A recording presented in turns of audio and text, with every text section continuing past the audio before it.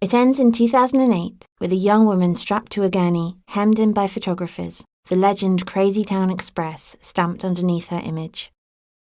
But it starts 10 years earlier with a video. A chunky loafer kicking impatiently against the leg of a school desk, a pencil tapping on a notepad, an institutional-looking clock ticking with agonizing slowness towards 3, and a girl watching it. She's pretty in a soft-faced way, blonde hair pulled into pigtails and held in place with fluffy pink ties.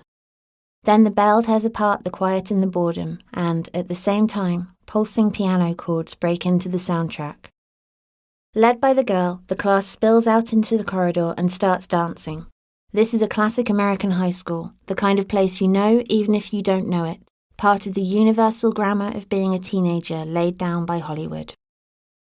The song was released in the United States in 1998 and was already a hit there, but when I first see it in the United Kingdom, it's February 1999.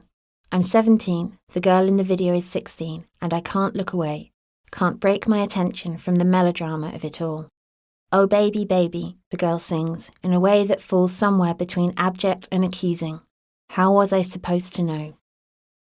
Her white shirt is tied above her waist to reveal her midriff and unbuttoned to below her cleavage, showing her black bra.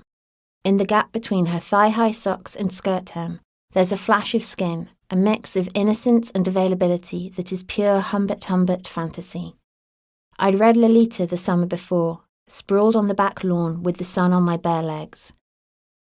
The cover of my edition was a painting by Baltus called Girl and Cat, the subject reclining on a wooden bench with one sloppily socked leg hitched up, staring down the painter while the painter stares back at the white of her exposed knickers.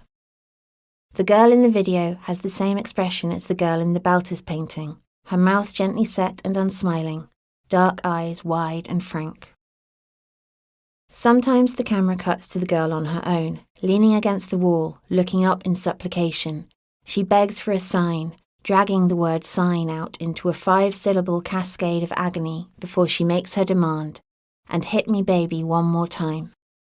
I watched the Baby One More Time video to the end and am immediately and forever a Britney Spears fan. Baby is a great song, but more than that, it's an extraordinary arrival. Every component of the Britney persona is established by the end of it. Her vocal is a perfectly controlled performance of losing control, half unstoppable purpose, hit me, and half frantic self-abnegation. When I'm not with you, I lose my mind.